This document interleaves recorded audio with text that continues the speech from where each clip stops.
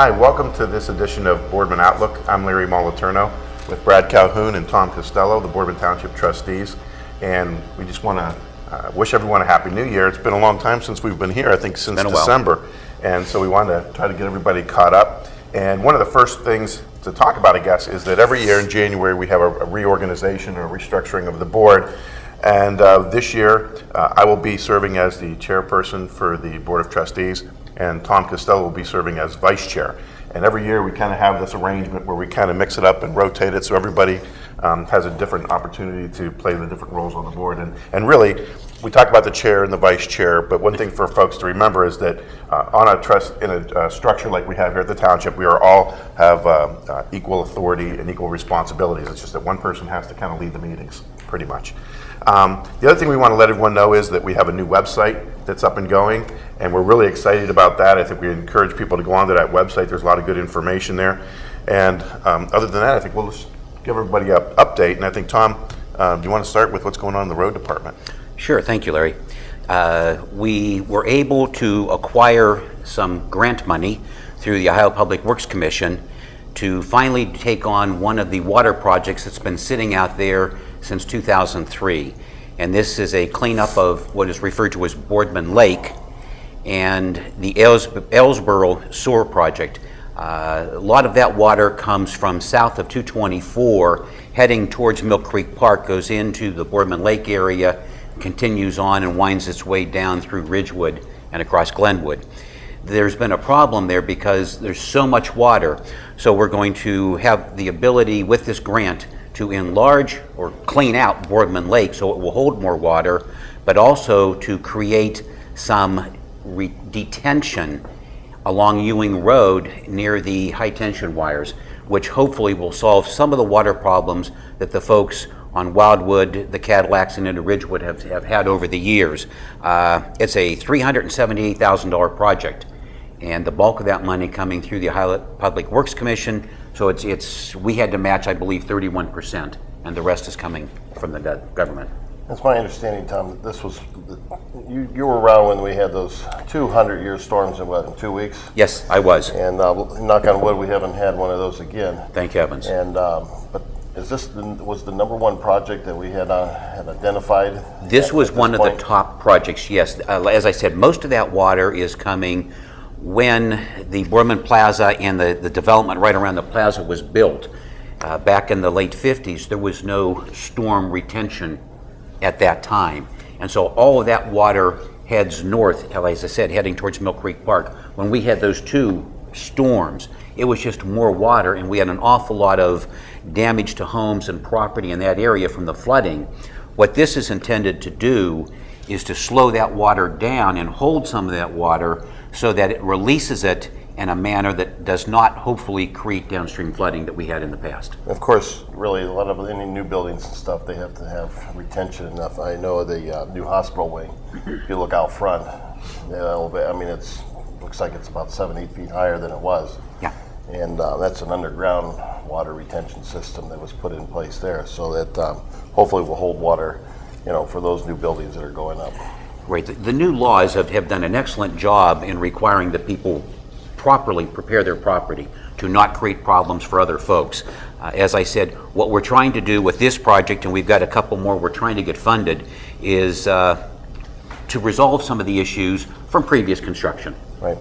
And one of the things I think it's probably pretty important to note is we can't go on private property, but we can fund grants that will help us, pull water from other locations onto public property, like right. For instance, the Boardman Lake. But there are some other properties that we have some control over, and we can certainly allow that water to go to those lands, and we can invest some money. But when it's in private property, we're kind of restricted. I mean, we're not permitted by law to go on there and do work on private property. I know that's one of the concerns we get quite often from citizens. Can you help us out? And as much as we would love to, we can't go on their property. But hopefully some of these big projects will slow the process down. Well, I think the other thing that it brings up is that this has been something that's been on our books for a number of years, and that unfortunately sometimes in government, not necessarily at the local level, but as it goes through the different levels, it can be a lot slower than we would all like it to be. Yeah. And I think this is just an example of that. Even though sometimes we might not The folks in the community might not see some of these things happening immediately. There are things that we're constantly working on and trying to get done. So, Yeah, this project's 10 years in the making. Yeah. Right, and some of the funding that came from this project is we had, last year we had a little excess estate tax, which was the last year that the state is collecting it, and we actually had a much higher, amount collected, and we're able to take some of that money and use it towards these projects because these are matching grants. They want something from us, and with the extra estate tax, we were able to take some of that money because unfortunately the state has just taken everything, and the estate tax is now gone. well, let's also kind of give updates of what we've done staffing-wise. And I know, Brad, we've done some things in the fire department over the last couple of months. If you remember, it was probably about 2 years ago we accepted a grant, a safer grant with fire, and we said we would keep a certain number of full-time firemen, and whenever we have a replacement, we had a resignation just not too long ago, and so we hired a Nathan Miller as our newest firefighter, and he's already on our. We hired him about a month ago because we're kind of behind on our shows because of some snow delays here, but Nathan Miller, and then we had a promotion, Bill Glazier, was fire prevention. He's been with us for a number of years. He's done some work with Lane Transport. He's done some work at the Cardinal Fire District. And he's a wealth of knowledge when it comes to prevention. But he decided to throw his hat in for that captain's position. And he came out number 1 on the list. And we promoted him, and he's now on a truck. And our process now is to be looking for a new lieutenant to go into prevention. And I think that process probably within the next 2 weeks will have answered that, and then they'll come to us with some recommendations as to who we'll consider for that position.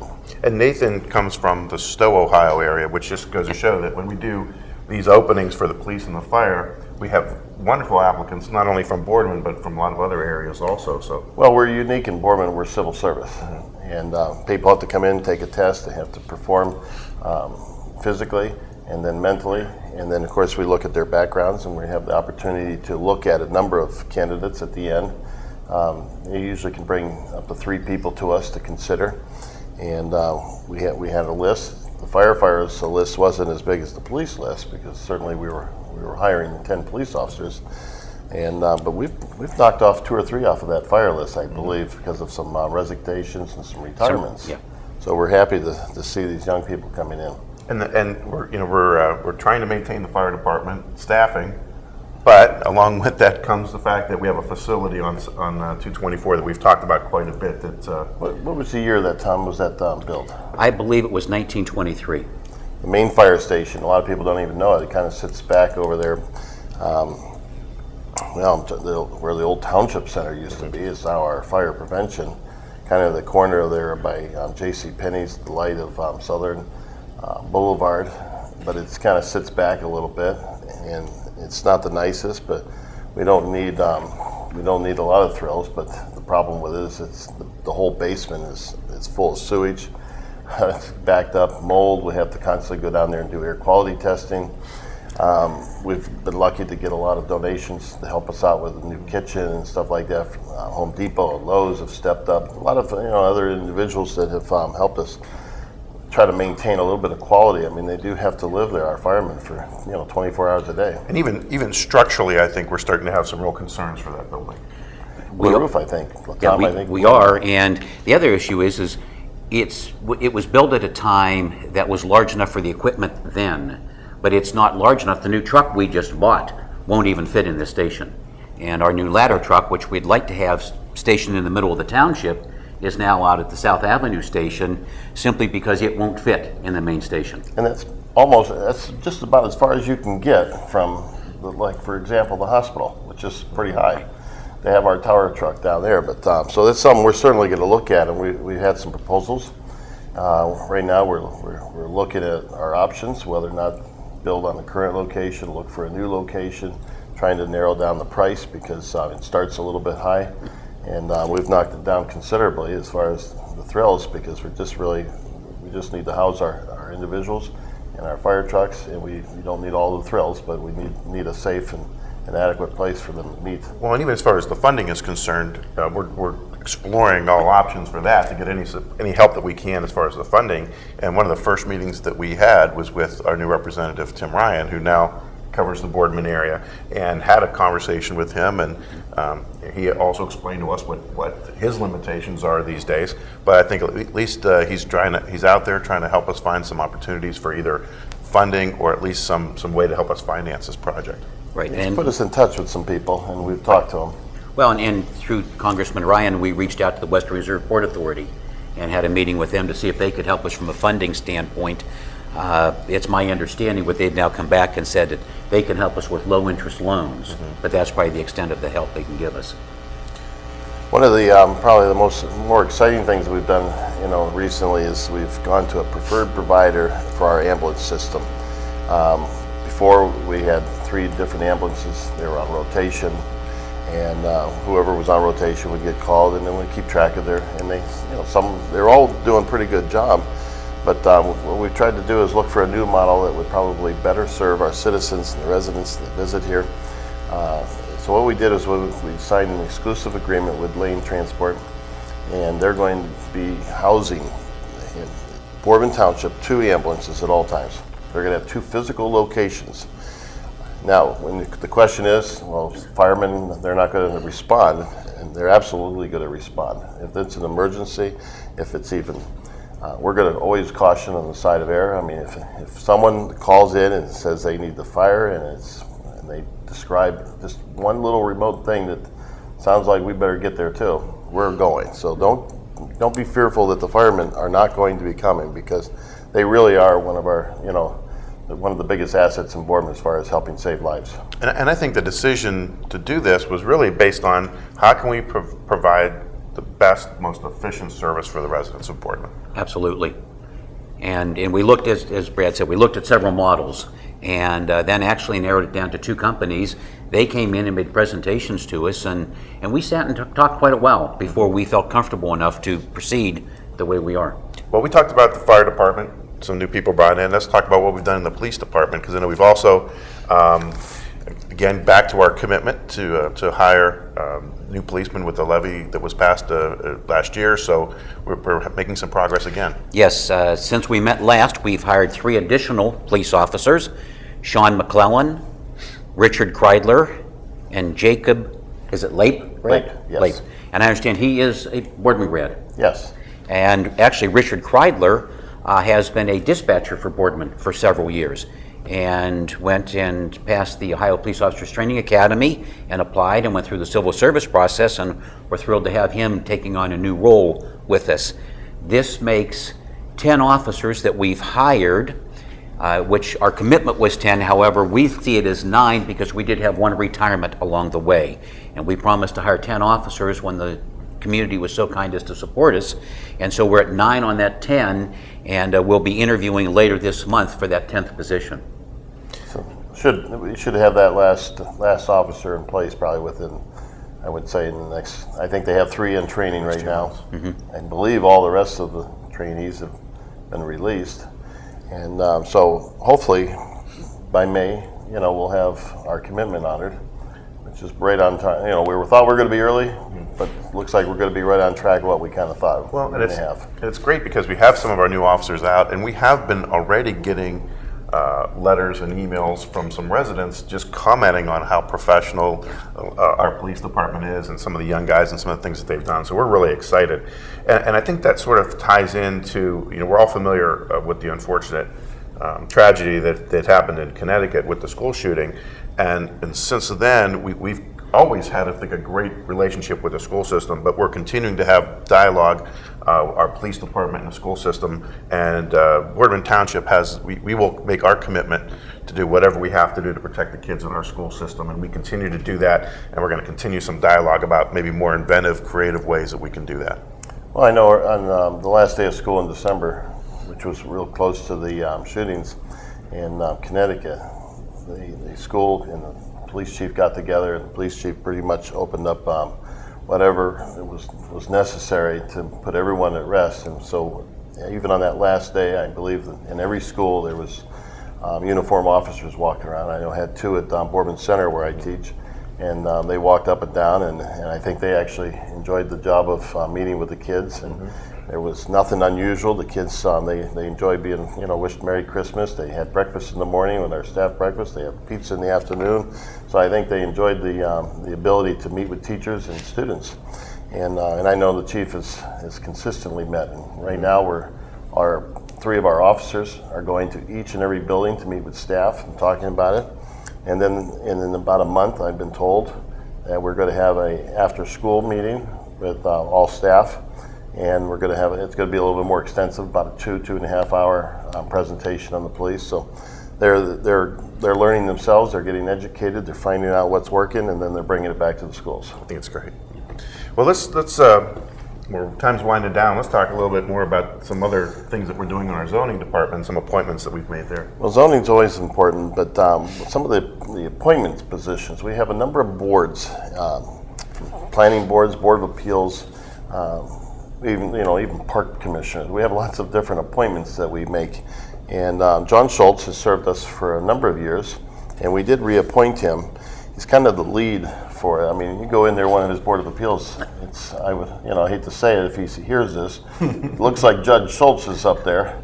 He does a great job. Yeah, it's a phenomenal job, and the experience that he brings as an attorney and what he's done over the years, we did reappoint him. Although we reappointed him, we are looking for new people. So if you have an interest at all, we have a number of boards and commissions that we appoint to. And we are looking for new people that are maybe bring some new ideas. And we thank everybody for their service. But right now we're in the process of really trying to replace people with some new people. I mean, if someone like John Schultz is here, my personal feeling is we might have to keep John there just from his experience, but I certainly want to look at, and I know we've already done some replacements on that board. Right. But overall, we're looking for some new people, and John Bergen was appointed to the Zoning Commission, Mike Fagan, Dan DeSalvo, and then a newcomer, Maggie Wellington, was appointed to the Site Plan Review Committee. And I know Maggie brings a wealth of knowledge from over where she's from, where she lives. They do a phenomenal job of keeping their neighborhood, green, and planning their welcome centers and their entrances to their neighborhood. So she just got done with she did a Ohio State, I believe it was out at the branch, like a horticultural type thing. And so she's going to bring in a lot of knowledge to that board. We just want everyone to recognize that how many spots there are that we appoint on these various zoning committees. And also, if people don't know, we also appoint for the Boardman Park Board. Yes, we do. And those are appointments that, again, that they come up every year. There's an appointment there. So we want folks, if they have an interest in getting involved in the community, please let us know.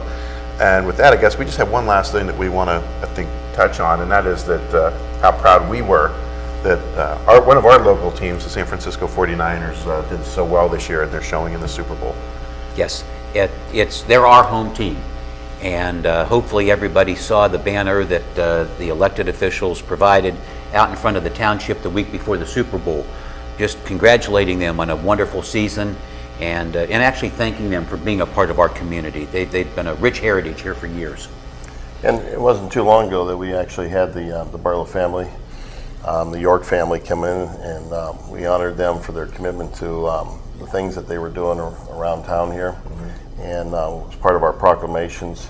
And anytime you know of a worthy individual out there that you believe we should look at maybe giving a proclamation to, please contact the township and talk to Jason or Stephanie, and they can make that happen if there's some really worthwhile endeavors. And I believe the York family has certainly proven their value to our community. Well, I think that they've maintained a commitment to us locally, which is something that we certainly appreciate. And we had the chance to meet Jed York on that day, and he's such a bright young man, has a wonderful future. He's the new president of the 49ers, and the fact that let's be honest, they don't have to stay involved here locally.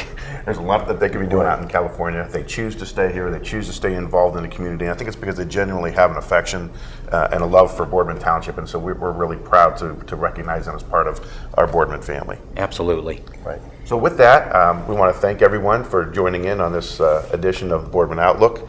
And we're going to be back very soon to have more discussions. And until then, thank you very much.